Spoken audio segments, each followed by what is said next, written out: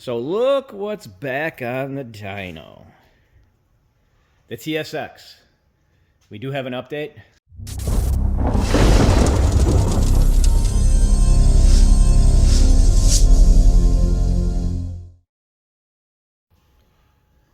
Okay, so TSX is back up on the dyno.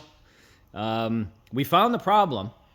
And of course, with me being sick, I was not here to capture the problem, but my tech did.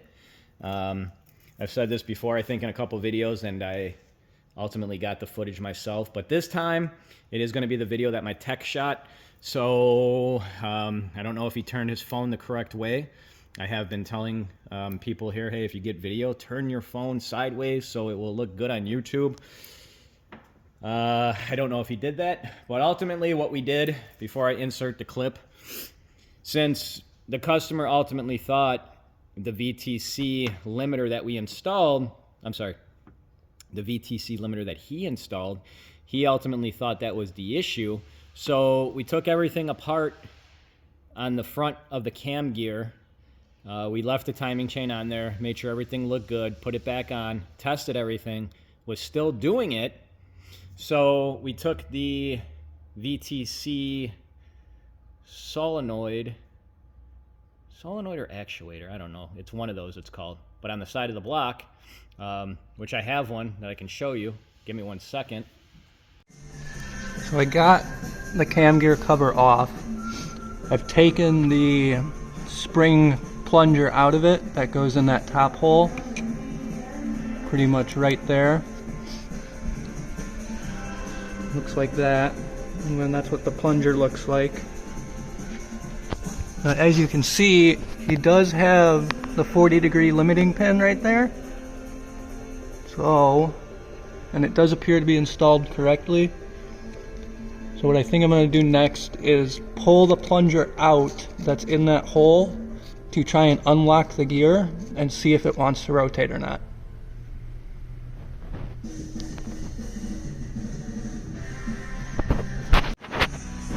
So in the last video, we had the cam gear in its lock state with the plunger down and the limiting pin in.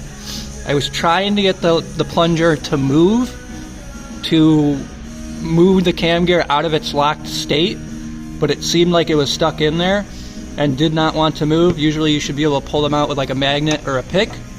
So I put a wrench on the intake cam on the little on the hex portions, and then I put a wrench on the cam bolt itself and was able to free it up. As you can see, the cam gear is no longer in its locked state and the piston is able to freely move. So we're going to put it back together with its limiting pin, torque all the bolts down, throw the valve cover back on, and hopefully it fixes its issue. So I have one for demonstration purposes so you can see what I'm talking about. In this, I don't know, I maybe said it in the video before, and this would have been a couple weeks back. If you go on Google and just type in how stuff works, VTC, you'll find a really good video. But this controls the oil flow back and forth to where it needs to, and that ultimately will change the degree on the cam gear. Keep pointing my finger, it's like boom. So that ultimately was the problem. Now we didn't do that first because everything on this engine was brand new OEM, we were told. So you got a bad solenoid actuator? I don't know what the term, like I said. It's the one on the side. It's the one on the side of the block. So that was the issue. I'm going to finish up the tune. It's going to, of course, make more power now that I can degree in the cam where it wants to be. And I'll come back and go from there. I do want to also, I'll get into something here shortly. And here's his, before anybody says, you know, hey, why does that other one look used? And that was for demonstration purposes. His is up in the front office because ultimately we're going to give it back to him when he picks up his car. Like I said, it's brand new. Wouldn't expect it to be bad. He said it was OEM, but you know, it is what it is on that aspect. So this one is a wrap. I'm gonna hop inside really quick, set up his K-tuner unit. He wanted the lights to change and asked me to set all that stuff up, so I'm gonna do that. When I hop in there and I do that, I want to talk briefly, or not even briefly, because it is an important topic. I see a lot of people with misinformation on it. So I'm going to show you basically why you should never run a base map, and I'm going to explain that to you as well. So give me 1 second. Let me get in situated. Okay, so a little dark in here, but you should hear me better, and I don't have to worry about any noises outside. One of the things that I see every single day, that's what it feels like. In Facebook groups, as I said before, I try to jump in there and help people out. I always see people thinking that a base map is meant to be driven on long term. So, you know, you'll see a guy ask, hey, I got this part, you know, I got A, B, and C. What base map is the best base map I should run? Then you'll have people that comment and they're giving recommendations on what they should run. You do have some people that, you know, will chime in and say you need to get it tuned. You know, you can do an E-tune, you can do this or that. The problem is the guys that are chiming in, specifically telling people what to run as far as base map goes. And, you know, if I don't think I just explained it. A base map is meant to start your vehicle, check for any leaks, any other issues, and then drive it to the dyno. A lot of people, when they put a base map on it, just because the car feels good, or just because there's no check engine light, they associate that with, well, it's fine, it's okay. And it's really not. Not only because of stuff in the back half and how it's supposed to run, and, you know, check engine light will only trigger if it goes outside of a parameter, in a sense. So just because a check engine light isn't on doesn't mean that base map is just, you know, good to go. The other thing, and this is what gets to me, you have people that are investing into their vehicle, whether it be an intake, you know, an exhaust, a cam, whatever it is, you're spending that money out of your pocket to try to make more power to go faster. But then you're running a base map. And what I'm going to show you here and hop out, I'm going to show you exactly why, when it comes to performance stuff, why you should never run a base map, and it doesn't matter how it feels. And that's the other thing too. From time to time, we'll have customers that will say, hey, my vtec, it hit a lot harder before the tune. Well, yeah, because it's not set correctly. And that's what I'm going to show you when I hop out of here. Do it right. Do it right the first time. And as I'm just remembering, we have a car next door that we're doing an engine swap on because he blew the motor, and he said it was because of the base map that he was running. You gotta, I know stuff is expensive at times. I know if you were to buy like an intake, and let's say you buy an exhaust and you buy Honda, you know, Flash Pro, I get it. I know it's all expensive. Wait to put those parts on until you can get it dyno tuned. That's all I'm saying. And let me show you. Let's talk a little bit about it more outside the car. Okay, so as I was tuning this car, and I can see the run, the previous run and the run afterwards, you can see that the run beforehand, this is the VTec crossover point. So now, before I get into a little bit of a rant here, keeping in mind this is just the performance aspect I'm talking about. I'm not talking about, you know, you're running a base map. Does your car have knock? Maybe it's knocking because the timing ain't correct. Or is your primary oxygen sensor actually working? I've talked about this before in videos where you have to consider some of these cars. Let's say you're the second, third owner. You know, you don't know how old that primary oxygen sensor is. You know, let's say you got a 2010 Civic. Well, that oxygen sensor could be 14 years old. And as I was stating before, you can't always go off check engine lights. I have, and I've documented this before in my videos, I have seen where oxygen sensors will read, but they get stuck in a certain area, which means that oxygen sensor is slowly dying, slowly reacting. You know, I've talked about it where, and I've actually showed it before, where at idle, a car will read, let's say 14.5, and I can add 50% more fueling to it, and the air fuel doesn't change.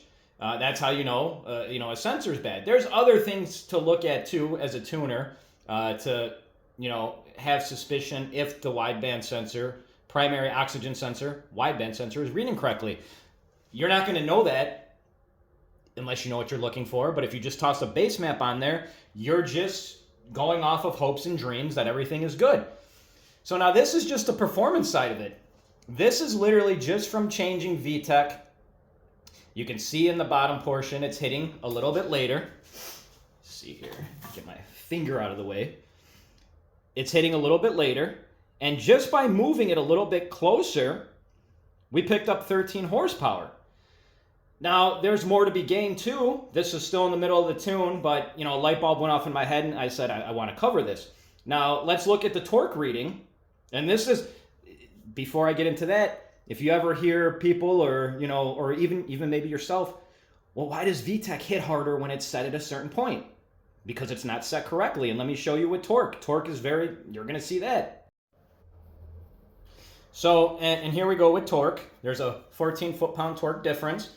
You can see where VTec is set late. But look what's actually happening to the torque. You're actually starting to lose torque. And that's ultimately how you find VTec. You can use a dyno. You set VTec and see where torque starts to drop off. Now there's some other stuff around this too, but I'm not going to get into that right now because I don't want to confuse anybody. But which one do you think is going to feel like it hits harder? Well, the one where VTec is set a little bit later incorrectly, and you're losing that power. And that's a big power difference.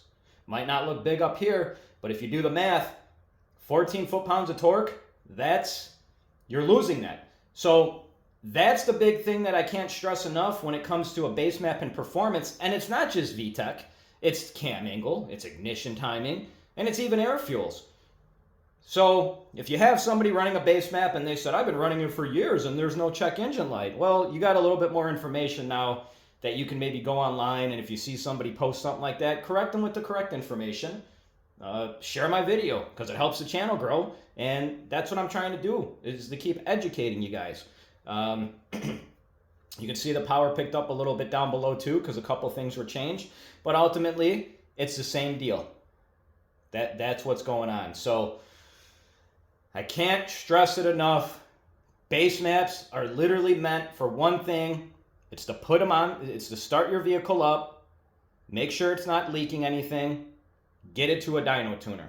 And I'll even go one further, at least what I do as a tuner. If you pay for a tune from me, I'm going to send you, if you ask for it, I can send you a dyno tune already set up for your car. We can do a couple revisions before you come here just to make sure everything is working correctly. You send me a data log, I look it over, and let's say right off the bat, I see your alternator's not charging. Okay, well, let's fix that before you come down. You get what I'm trying to say? Get what I'm trying to kind of show you guys? So, and if you're not, and you don't even have to be, if you don't have a laptop, I get it, I understand it, but biggest thing, as I've been saying, we're trying to make sure everything is 100% before it actually goes on the dyno, so there are no issues. You're not going to know that with a base map, and unless you know actually what you're looking at. I just literally commented on a post about 20 minutes ago where a guy was asking if he should have knock. He was looking at his Hondata app, I'm assuming, and said, hey, it was a supercharged setup. He's not a customer or client of mine, and said, hey, should I be concerned about knock? And I simply responded back with, unless you really know what you're looking for, and depending on what cylinders knock is happening in, I told him to talk to his tuner. The tuner should have info for him to give him. He should be educating his client. But if he's just running a base map too, well, so hopefully you guys are trying to get what I'm putting down. So now, if you remember this car at all, this car was on the dyno. I believe one of my videos, it's the thumbnail. And he was having the misfire issue. So we took care of all the injectors. We replaced those. And I'll say, you know, if you're not familiar with what's going on with Honda and the fuel pump issues and the injector issue on the newer Accords, Type Rs, and the Civics, I highly encourage you, if you have one of these or maybe even know somebody, to Google it and send some info. We've been replacing a lot of faulty fuel pumps on these. We've been replacing a lot of the injector stuff. And as I said in my one video too, if you're gonna do the injectors yourself, make sure they're OEM, and don't go back and watch that video, because now I'm having flashbacks. I'll try to remember to link it down below, but I can't guarantee it. I'm going to remember. If you order parts off eBay or Amazon, they can say OEM, but they're not truly OEM. They'll word stuff, you know, OEM style or OEM type. So my biggest thing, as I told people, is make sure you're getting OEM injectors. And, you know, the one big thing you could tell is the price. I don't know how much off the top of my head the OEM injectors are. But if you find something online and it's literally 90% cheaper than OEM stuff, well, you know, you should be concerned on that. And here is the 8th gen Civic being wrapped up. I believe I took a video of this not too long ago. We are almost nearing completion, and this one is in the earlier portion of this video. This is the one that the customer believes he blew the engine up because he was running on a base map. So, you know, just as I'm going to go back and remind you guys, just because the car is running good and or it feels good, and just because there's no check engine lights, doesn't mean that base map you put on there is doing its job how it should be. So this one is a wrap, guys.